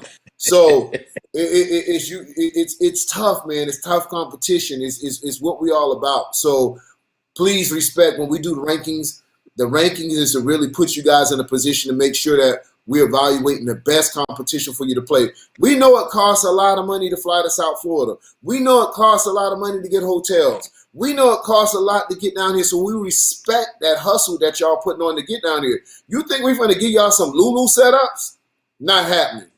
You pay that money to get down to YNC. Trust me, you finna get everything you wanted and more. And it's going to always be like that. Listen, Jonah, I'd have been everything from a fuck boy to a bitch nigga to, you a sellout, everything in the This is book football for, uncut, y'all. So bear with for Clay. not giving people invites, man. And and I'd have been some other names for some other teams that got invites and somebody else felt like they deserved them. You know what? But you know what? I wear that crown. Go and talk down on the kid, because one thing I can tell you is this. Tell me any other league, any other national champion that's beat a YNC national champion. I wait. I wait. It's like that. Still wait. Still waiting. It's like that. I'm waiting, Jonah. It's like that. I'm still So, waiting. man, it's Jonah, like hold that, on. Don't bro. talk. Jonah, hold on. Still waiting, bro. Don't talk. Still waiting. Oh, Lord. Give a shout out to them West Virginia Mountie boys. I see y'all. I see y'all. So, yeah, man, listen. Well, OG Ducks has been a YNC champion as well. We got to share the love back and forth. YNC, shout out to OG Ducks on the 14 level at least. And they talking about IB Braves, the DEA. IB Yeah, Braves that's wasn't the correct. national champion. They wasn't the national. Correct. I didn't say our national champion ain't never lost. I said, tell me somebody else's national champion that beat ours. That's what I That is said. correct. That's So correct. So look, Clay, we ready for Charlotte. Then we have Houston right after that, and then we have DMV, which is turning out to be an absolute movie as I'm well. excited about DMV, Jonah. I ain't gonna lie to you at all. Oh, I'm excited So about listen, DMV. again, coaches. I get this a lot, Clay. I get this, man. Why we didn't get our invite? Listen, there's hundreds of teams that Clay and I deal with daily, and so if you want an invite, the process starts of inquiring first, right? Once the inquiry is put in place, then we can do an evaluation of the inquiry. But there's no way Clay, I, and the selection process are going to go through Facebook, find your phone number, your email address. It just doesn't work like that. There's no genie in the bottle. Now, there's some teams that have been consistent as in being on the national stage, but if you're a new team and you just think we're going to find your email out of the blue and just say, hey, man, here's an invite, you're mistaken. So if you are inquiring, and there's a couple spots left, so I'll tell you, Charlotte sold out weeks ago. Houston sold out weeks ago. There's very little space left in DMV. If you feel you're a team that want to jump out, get outside, and play for a national look, then invite at youthnationalchampionship.com is the email you need to email your team credentials to so we can evaluate the team, your record. We do our due diligence. We're going to background check you, basically. We're going to background your team. See what I'm saying? We're going to background your team and see if y'all ready for that fire. But we are always interested in finding new talent. We just don't want the same 20 teams that we've been seeing for the last couple of years on the competition level. This preseason is your best opportunity to establish your name. Like I told you, Ali Elite, they're on the map. Never heard of them last year. They're on the map. We're going to respect that. Jonah, You understand what I'm saying? and, Just one of a few new teams that's kind of jumping out there. Go ahead, Clay. And the crazy thing about it is, I saw somebody, one of our trollers, one of our known haters, right? I'm gonna give them their flowers. One of our known haters and trollers put on there, it's always the same teams every year. Now, listen, some of those showcase games may be some of the same teams, but it's because those same teams keep winning and they have earned the right to be in a showcase game. Or it's a new team that has generated some buzz that we think we want to see a little bit longer of. But I'm gonna tell you, along with some of our traditional powerhouses, like, for example, RDU 8U, right? Like Bessemer 7U, right? Like where's my other one? Bessemer 6U, you know, Georgia Eagles, Georgia Elite 6U, 404 Bull 7U, along with new teams. All of those national powerhouses are still in the bracket play. So for those of you that say, oh, it's the same teams, no, we got new teams. They on the bracket side. So we're going to see what they really do against some of our proven programs, right?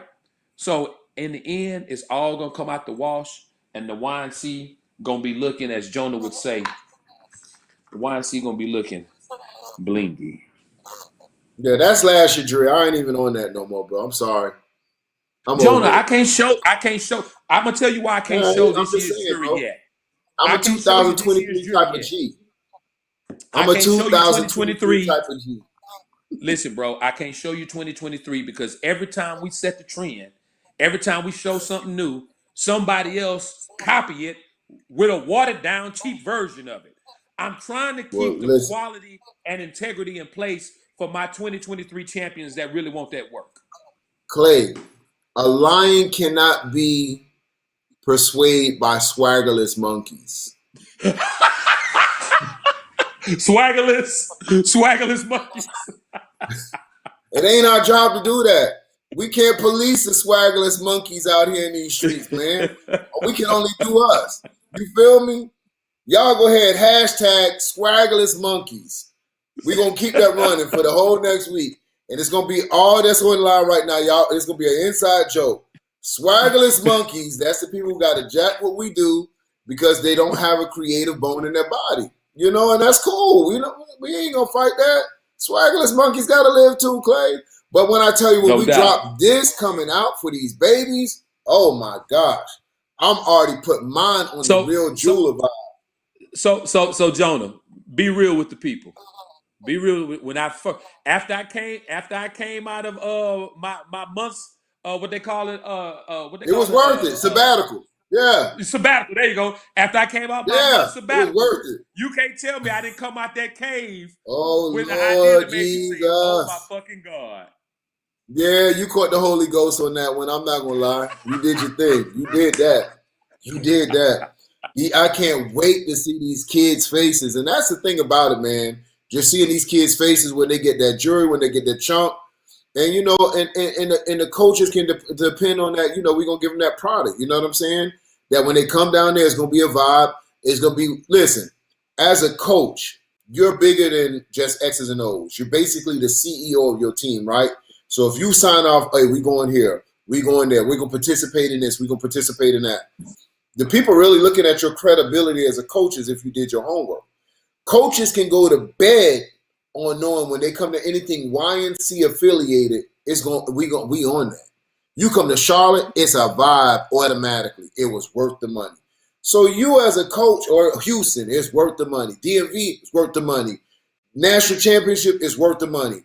So you as a coach, you get that credibility. Like the worst thing you could do is a coach. Listen to me, coaches. I'm gonna give y'all some coaching one-on-one right now. Save y'all some headaches.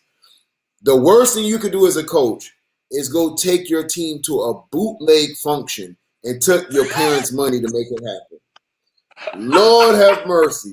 Them mama's gonna be on your ass. I'm trying to save you some headaches. Oh, this with y'all, he coached it. He probably took some of our money. He probably spent his money on something. Trust me, coaches. Trust me. Go to something that's reputable. Go to something that's proven. We 8 years in the game. And listen, no, we're not like 25 or 30 years in the game. But what we have done is that we accelerated the process because here's the unique situation about our partners. They trust Clay and I because we've been connected on the youth football street level so long. I've coached, Clay's coach.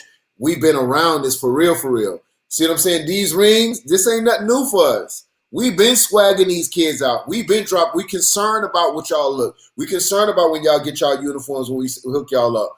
You understand what I'm saying? We concerned about the vibes, how y'all trophies look, the crystal balls. You know, because us as coaches, we're partnering with you as coaches to say, hey, listen, we're going to give y'all an atmosphere, coach. Trust us. Bring your parents here. Bring your 30 parents here. Bring your, you know what I'm saying? You good. So we understand that. Don't come to YNC and get your playbook wet. Uh-oh. Oh, don't get your playbook wet. You better know that Hey playbook by man. heart. Hey. So like Jonah said, listen, it's a lot of them out there, man. Just go to their post and hashtag swaggerless monkeys. That's all we want right there. Hashtag swaggerless That's all we monkeys. want. So, man, Hey, so Clay, so I see some chatter online that the DMV is asking for Howard to make a present. So I'm gonna go and give the blessing. Howard, if your parents, because they're doing a lot of traveling this preseason, if your parents is up for it, Howard, let me know. I'll make it happen, baby. oh, wow. Go on bless them boys in Virginia. Let me go get my Lambo outfit real quick so I can just slide up there where nobody don't see me. You know what I'm saying? So Hey, I'm you gonna type finna it in right now here for you guys. For if you're a team that's trying to get on the map, you're trying to make your last push. DMV is before we shut it down and start going into regular season. So it's gonna be youth invite at youth national championship, and I'm gonna go ahead and pin it, and y'all lock it in. now. Here's something else we need to talk about as we start to get the preseasons together, guys. Listen, all national rosters that want an opportunity to play or get an invitation to the Youth National Championship in December, down in South Florida, you need to register your roster on our national registry link in Zorts before midnight on September 1st. So that means before 11:59 p.m. on August, what is it, 30th or 31st, whatever, Yeah. get that roster locked in the system. There will be no editing of the rosters. These are the only original rosters that will be used in the YNC. You know, as a couple people kind of upset, oh, it's an email system. People can do this, do that. Boom. Okay. Like Jonah and I say, y'all complain about something, we listen and we make it better. Everything got to be registered in Zorts with certified player cards, unless you are in a state where by law you cannot have a ID or passport or whatnot, et cetera, et cetera. So with this being said, make sure you take care of that, guys. As we go throughout this preseason series, we will be talking about it a lot. I'll be posting about it a lot. You know, we'll see the flyer up a lot, and the flyer's been up for a long time with the link on there to make sure that you are registered in the right spot. And for those of you that are already, you know, have your rosters locked into a Zort system, into our preseason system, it's simple. You log into that system and you import that same roster on over. So you good. It's not a lot of extra work like a lot of you guys try to make it seem. Here's the key to it all. When you're dealing with the Zort system, stop using the app on your phone. Grab a laptop, get a desktop computer, or get a tablet, and make sure you're using the web browser, not the app, to perform all your tasks. And trust me when I tell you, it makes life so much easier. Nobody uses Zorts more than me outside of the employees that actually work for Zorts. And I'm telling you, it makes life so much easier. Let's get locked in, man. Let's make 2023 a hell of a season to remember. Absolutely. So, a lot, guys, before we get out of here, I'm gonna give you guys a 3-minute Q&A session right now. 3-minute Q&A session. Any question you guys want to give Clay or myself, it's an opportunity for y'all to get it in before we get out of here. 3-minute Q&A. Keep it PG. I know, Clay is a hood,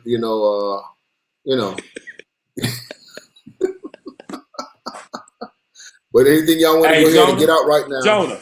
Hey, we man. giving y'all the stage. Light It's up. almost preseason time, baby. So you know how we do. Yes, sir. Yes, sir. You know how we do. All right, Clay, there's a question for you. When and what time is a Zoom call for Charlotte? So we will do the Zoom call. We will do the Zoom call on Monday afternoon because I would like to do it this weekend, but as we know, everybody's involved with their own youth football on Saturday and Sunday, especially with all the different preseason events around the country. So Monday afternoon, we will have a Zoom call for everyone that is involved in the Charlotte event. That notification, the login information, will be sent to everyone tomorrow through the Zorts app. So, coaches, if you're not on the Zorts app, team mom, if you're not on the Zorts app, head coach, if you're not on the Zorts app, organization president, if you're not on the Zorts app, get yourself logged in because that's where the information for the Zoom call will be sent out on. All right, separate question. When will rankings come out? Rankings will come out. The reason we have preseason is to evaluate teams. So logically, after our preseason is done in DMV, the following week, the rankings will drop, national rankings will drop. Any question you want to address on there, Clay? You can roll back. They've been hitting you up with them. All They right, want so to one know, right here. are the games? Go ahead, bro. It's Houston. Will Houston be tournament style? So, all three events, I repeat, all three events will have showcase game and tournament style games at all three events. So it's going to be built around, do we want to see you in a showcase game or do we want to see you tournament style? Right? It just is what it is, man. It's a way for us to take the best of both worlds. Because last year, like Jonah talked about, in Alabama, we went strictly tournament style, right? But then there were some games that should have been showcase games. And then when we got to some other places, we went with showcase games, and those should have been tournament games. So we're taking the best of both worlds, man. You just got to take the good with the bad and roll with it. One of the questions I see on here, Jonah, let me scroll up a little bit. Let me scroll up. Is there a site I can see all the teams that got invited. You sure can. Look on social media. You can look back on the breakdown. You can look back on Football Uncuts. Every invite that went out was released on one of those two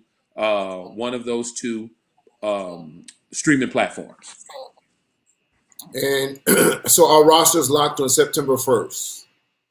Rosters are completely locked on September 1st. Everybody in the country, whether if you are in the wine, whether if you know participate in the YNC preseason event, whether if you part of AYF, whether if you part of UIFL, whether if you part of SYFL, Pop Warner, you know YMCA, whatever league you're a part of, get on this Zorts app and get your roster registered before September 1st.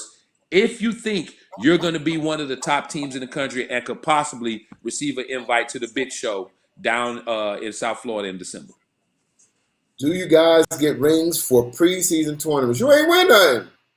You trying to put your face, you throwing your head there. What you want in preseason? What you want a ring for? You won't get a ring for a preseason tournament at the YNC. You get a ring on the telephone is what you're going to get. You won't get and let me tell you, man, I don't want to knock anybody else's hustle, but here's the real deal, man. We don't give out rings that can be made in a week or two. When we place our ring order is going to take a couple months to complete. And, you know, for those of you that have had the privilege to win the coveted Youth National Championship, there's a difference in quality between what we provide and what you get at Dollar General. So it's not going to be the same. We don't do rings in the preseason. Shout out to all the events that do, man. I take my hats off to you. But we like to try to put a little bit more detail into what we do. All right. Can we wrap up these questions here? Is there say okay? Can we get West Orlando and DMV? Trap House Meach, what it do, baby? Let's see here. Man, we paid. Oh, shout out to my man Trap House Michi for dropping the new single vibe. You know what I'm saying? Dropping a new Generation X vibe. We'll be going ahead and dropping a video with that coming soon. So Trap House, man, always doing it big. He did one for YNC. We are doing a YNC Remix 23 that's about to drop next week. So keep your ears out. Oh, yeah. Bigger, better, and strong on the YNC. And again, we just try to do the things that's different, man, as a national championship organization. We want to make sure that we attach to the culture of the game. You know what I'm saying? So how can Wahoma 6U get an invite to DMV? Well, Wahoma 6U invite to DMV. Let me repeat it one more time. I've pinned invite at youthnationalchampionship.com. The process starts there. What we need is your team name, team age division, coach's name, coach's email, and coach's cell phone, and we'll do the rest from there. Once again, it's pinned down there. Any teams that is trying to get into the DMV, there is no more space available in Charlotte, no more space available in Houston. It is completely full and already scheduled and booked. All the fields are already booked with time slots and everything. DMV is your last opportunity, and those are filling up extremely quick. Invite at youthnationalchampionship.com, coach's name, team age division, and that's how you guys going to make it happen. So, Joan, a question for you in the comments. If you didn't play in the YNC preseason, will the team be able to be ranked? Well, here's what I would say. So it's not so much just you get a better chance because our team gets to evaluate your team directly instead of trying to jump on some other lives or trying to see the replays. You have a higher chance of us getting a real good evaluation of your team in person. But if you are looking to be ranked early in the season, it's important that you've played outside games before you engage into your regular local league activity. Because how can we rank you nationally if you're only playing locally? So we haven't been able to create what we call the local league ranking systems. So you probably wouldn't be in our systems if you aren't playing a national type of schedule early in the season. So it's important to get out there and get off the porch. That's the key word. Get off the porch. Get off the porch. We need some battle shirts. Hold on. Clay, we need to holler at our guys at Battle. Create some get off the porch type of vibe t-shirts. You know what I'm saying? or hashtag swagless monkey. Oh, swagless monkeys, we running with that. Trust that. You swagless monkeys will be exposed. What was the one you hit him with last show? Um, uh, was it head bust or something like that? I forgot exactly what you said. We gonna get them swaggerless monkeys, man. All right, no participation rings here. Absolutely not. Nah, Absolutely we're not. We not want to doing teach. that. We want to teach championship aspirations here, man. No participation trophy just because you showed up. You're a champ. You're gonna get dressed out. Period. All Teams right, with so here's a multiple good. losses can still make Go ahead. YNC Go ahead. depending on Go ahead. strength of schedule. Brandon, that's correct. Just like in college football, if you've lost to the number one team in the nation and lost to maybe number three in the nation, and you guys are undefeated in there, absolutely strength of schedule has a lot to do with it. So if you're out there playing big teams, you have a chance to go ahead and ball out. When it comes to rankings, what holds more weight, head to head or wins and losses strength of schedule? Head to head all day. If I beat you one on one, my man, don't talk to me, you swaggerless monkey.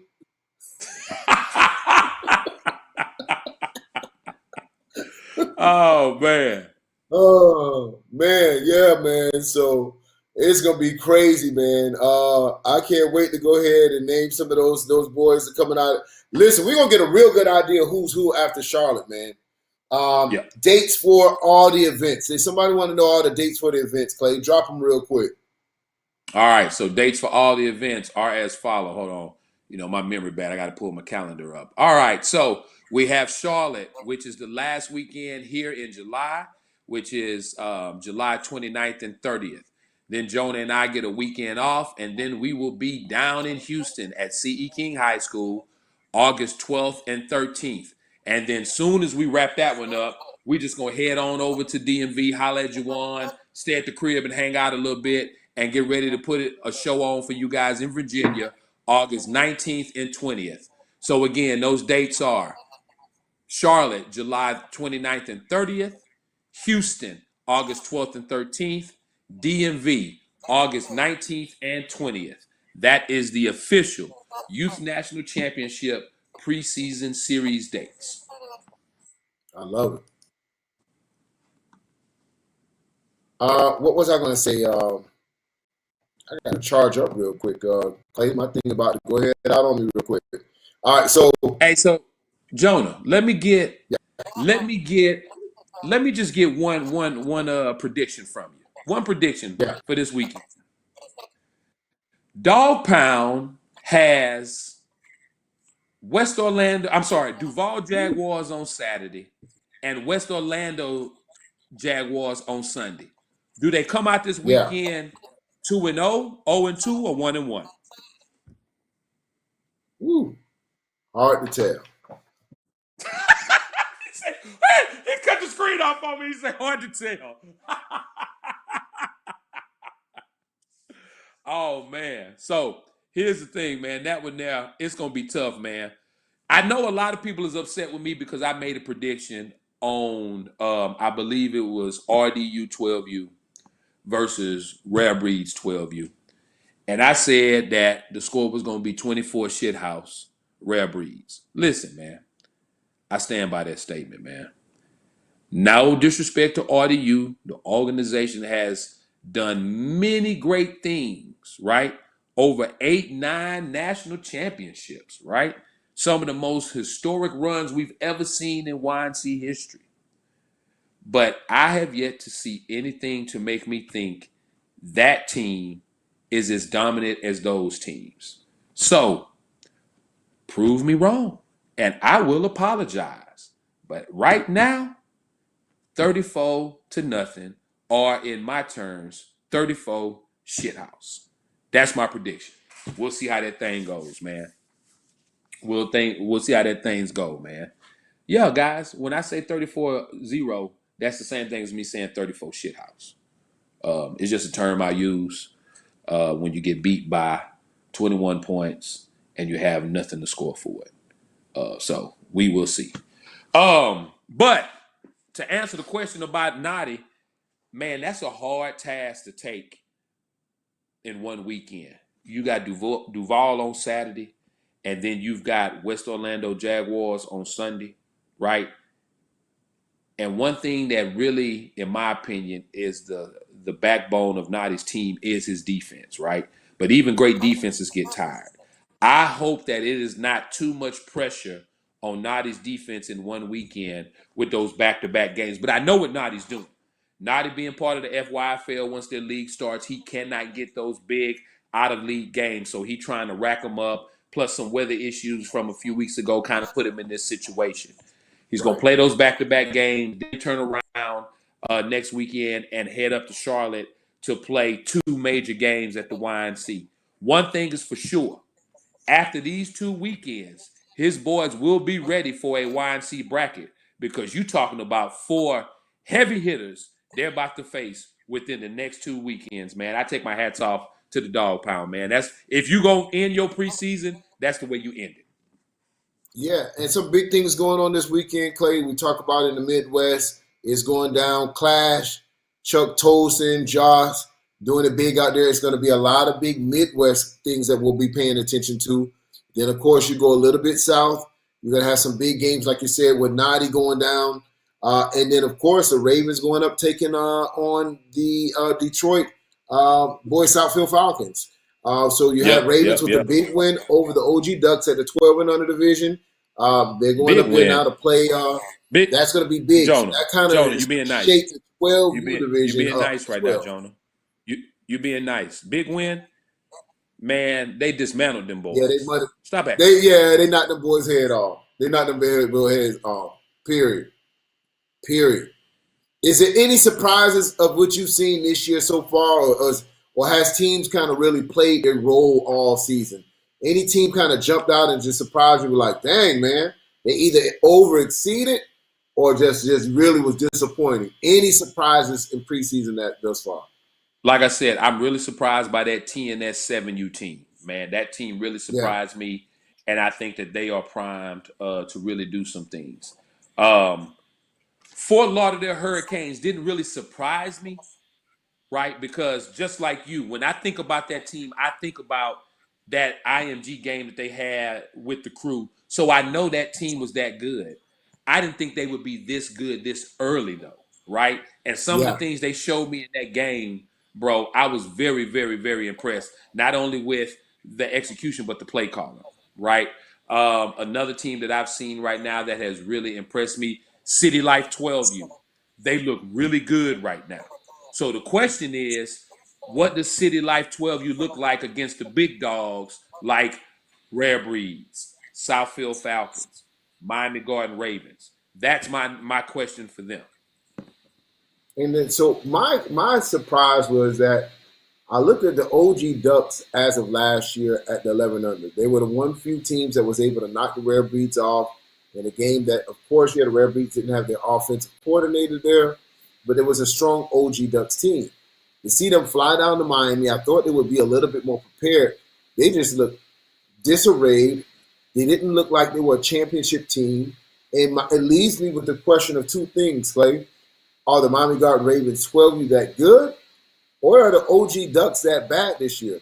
So we'll get a real good feel of that matchup this weekend when Miami Garden Ravens take on Southfield Falcons, because we know the Southfield Falcons is a solid team with Coach Brian and Coach Mel. Those guys up there doing it big. But, man, I didn't see the OG Ducks taking a 3 to 4 touchdown loss coming in against the Ravens. But the Ravens did make a couple changes. They got Coach Butter calling offense. They've added some real dynamic wide receivers to their existing offense. And I think the most surprising two things for me happened all in one game. Surprised that the Ravens looked so efficiently offensively, and that the OG Ducks just looked like it was lackluster. That was too far to fly across the country to get your head tapped in. So my question, Jonah, is let's just say the Miami Garden Ravens are that good. And let's just say for a moment they head up north and knock off the Southfield Falcons. Does that take some luster away from the game that's supposed to be happening not this Saturday, but next Saturday between the two champs, Georgia Rare Breeds and Southfield Falcons? Well, I say yes and I say no. The thing is that you still want to feel that, let's just say, it depends on how the Southfield Falcons, if they were to lose. If they lose in a big fashion, absolutely takes some of the luster off. Let's say they come in there and take a 28-0 loss, kind of takes it like, okay, I don't really want to see them going against the Rare Breeds. If they come out there with maybe a 28-24 loss and it's a dogfight, then you're still looking to see who are the most dominant 12U teams. There's always two or three teams that's really jousting. What's going to be big for me is to see when the rare breeds match up against any of these power dogs, how far they've kind of stretched their dominance out. Are they going to keep teams close this year, or are they just going to blow everybody out? They've had a lot of X factors to their team, so it's going to be interesting to see rare breeds. It's going to be interesting to see the matchup in Detroit. So this is why I love preseason, Clay. This is really going to tell us a lot about all these teams before any of these regular season games start. You're going to know a lot at this 12 and under, a lot at the 13 and under, a lot when we go leave Charlotte, a lot when we leave Houston and DMV areas. So I'm gonna give this question to our viewers. What is the hardest age group in the country right now, or this year? Will it be 12U or will it be 10U? Which age level is stacked with the most talent, especially the top, 6 or 7 teams? I think those are your two And so top which age age groups this groups year. did you do, Matt? What age groups? 12U and 10U. Man, and what 12U and about 10U. 13U, fam? DEA, OG Ducks, West Orlando Jags. You know what I'm saying? What about 13? Remember, the most competitive age group last year was the 12 and under. That's true. That's So true. Yep. I Yep. think those three age groups are going to be bananas, but let the people tell you. 13U, 10U, or 12U. Let the people speak. I'm seeing a lot of 12Us and 10Us. I've seen somebody throw a 9U in there. Somebody says 8U, but it looks like majority of it looks like 12Us and 10Us. So it'll be interesting. It will be interesting. Nard So, say guys, what 13U. we're going to do, we're going to have I want you guys, I'm going to do a free Battle Cat Visor giveaway this coming week.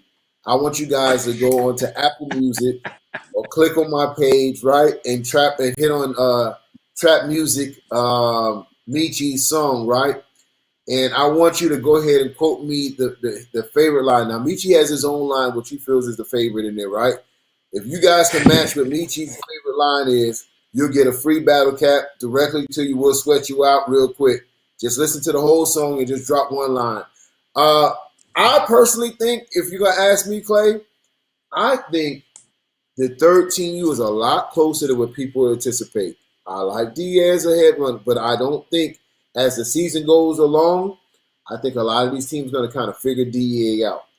Meaning that at the 13 and under, it's going to be hard to play bully ball all season long and stay injury free. I think at some point, Coach Courtney is going to need to make his offense a little bit more complex because I think people are going to really start trying to throw at DEA. And when they can figure that they can do bubble screens and quick middle screens and things of that nature to slow down that vicious rush, I think it becomes a lot more competitive. I think there's a gang of 13U teams that can just really just compete. I like TMT. I like RDU, where they'll switch to real deal, that RDDD team, Dream you're Chasers. talking about. Yeah. Yeah, the Dream Chasers, and then I like the Dream Chasers on the West Coast. You know what I'm saying? So there's a lot of teams that at that 13 and under, I think it's going to be crazy. Now, do I think, Can't and this forget is Brick where City. Bessemer, and listen, Clay, this is where Bessemer doesn't get the respect. But at 8 and under, will you feel that there's not really a front runner at 8 and under as a national front runner right now? Because even though if you look at Bessemer games, they were in tight games. They were in dogfights. And and you can say the same thing with the 10 and under. You look at the national championship last year, it went to the last minute where the Georgia Eagles scored at the last minute. There was no blowouts. The only blowouts you really had is really, not Lambeau, but Voodoo, just really just blowing out. But besides that, who's the front runner for 8U?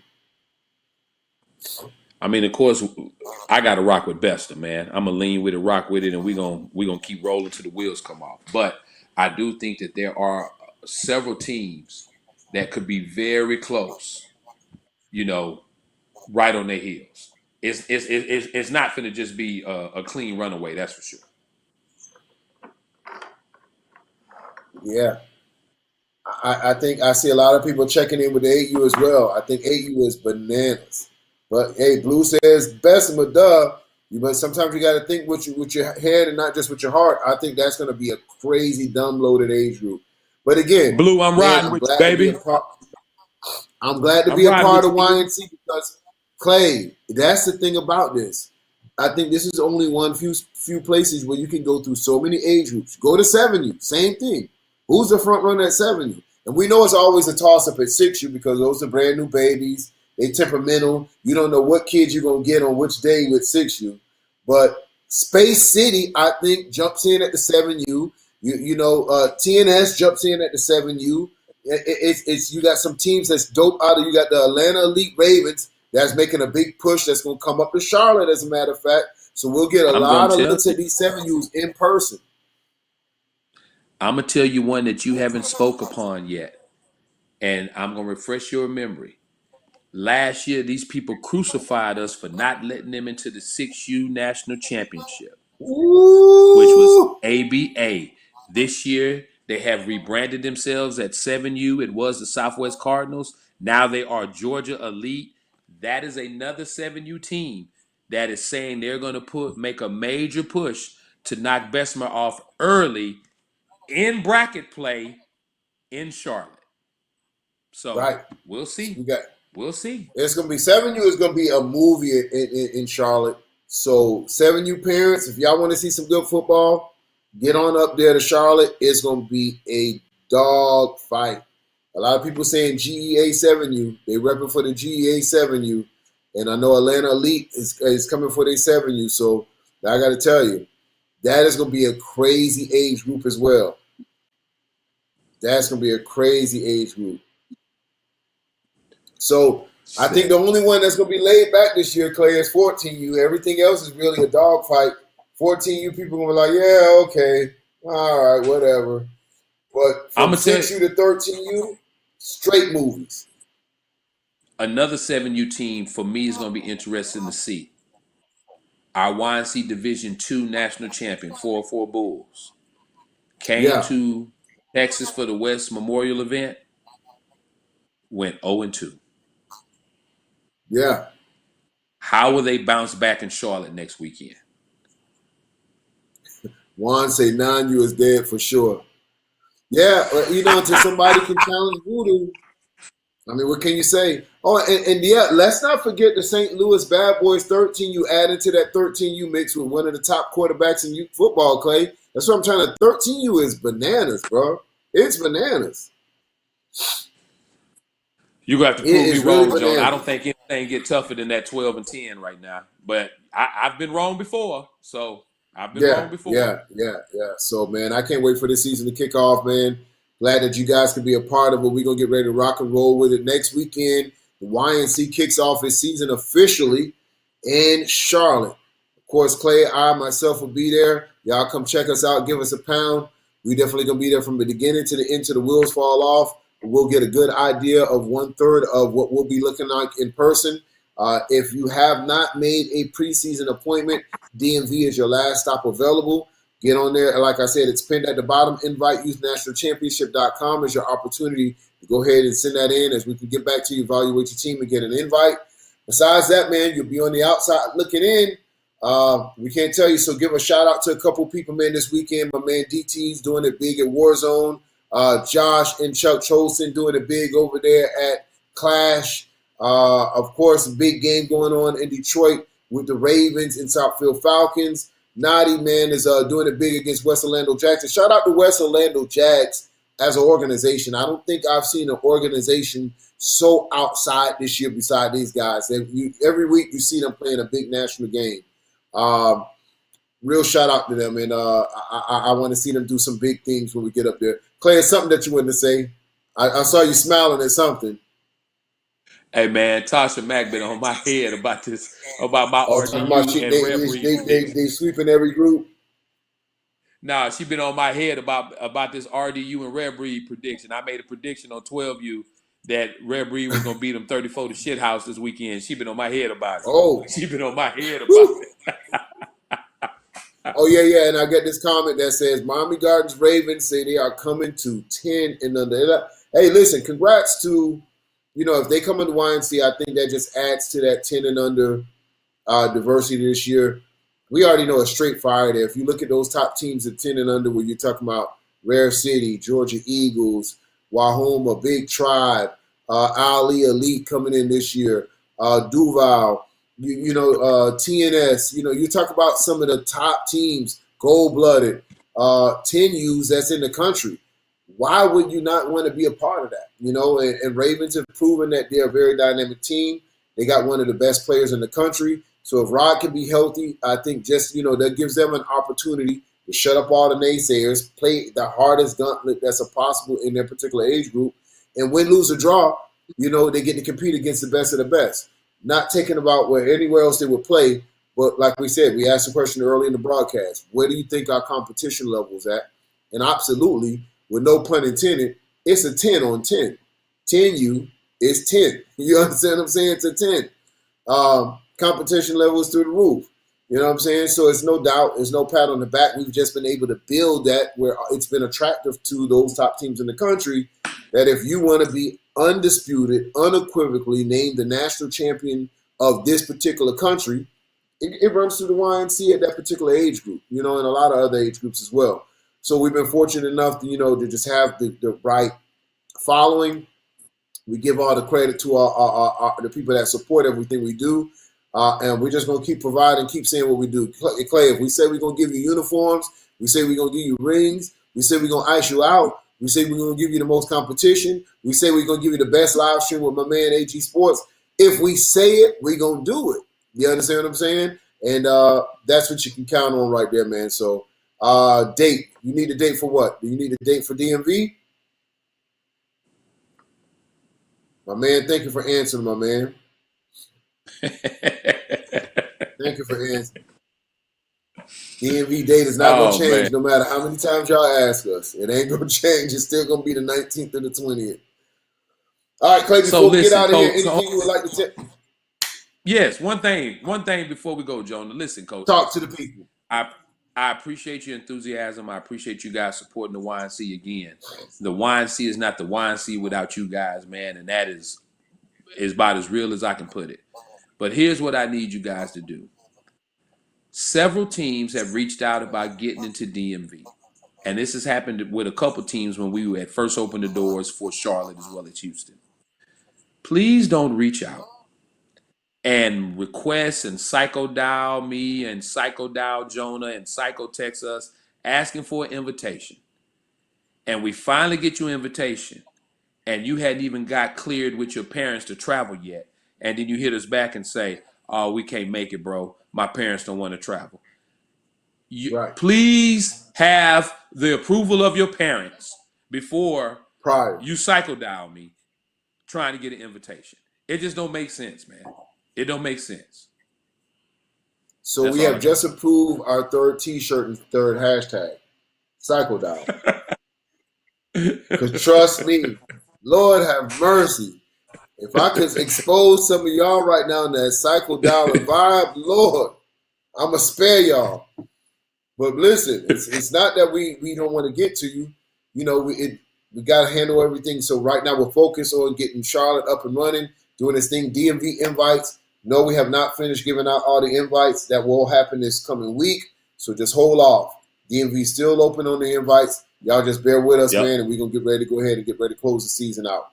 Man, I thank you for joining us this week, as always, on Generation Next Youth Sports Network, and, of course, on Football Uncut.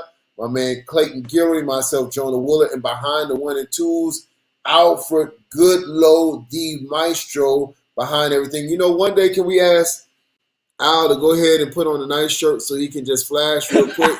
Remember one day he caught it. They said, for the people that's tuning in right now.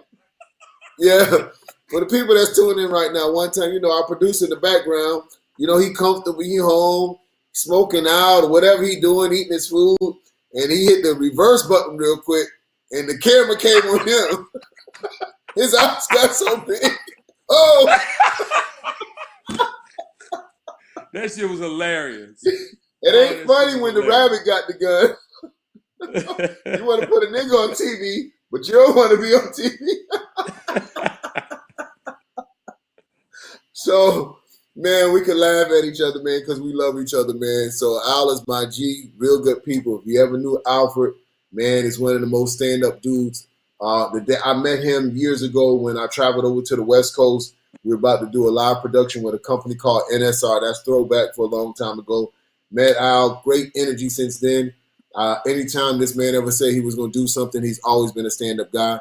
We don't partner with a lot of companies, but I can tell you it's been a pleasure partner with AG Sports. And guys, if you're into football at all and you've seen the cleanest live stream when it comes to football replays, scores, and everything, it's really no competition. My man is the best, and that's why he's part of us at YNC. We couldn't do it without him. So salute to my The man JC of the AG in the background, man. He doesn't really get all the credit sometimes, but without it, you would never see Clay in our face here weekly, man. So Clay and I can't take the credit for it. As my man back there, we just get to show up, man, and drink a little something, and Al does the rest. So we got to give all the shout to him, man. So shout out once again to the full team, man. Shout out to our team. Our total sponsors, my man Chris Circle in the background, the battle, just doing it big for the kids. Of course, YNT, the biggest and the baddest national championship. Don't play with it, man. It is what it is, my man. Clayton Guillory, Jonah Willett, AG in the background. We see you next week, same place, same time, right here, Football Uncut.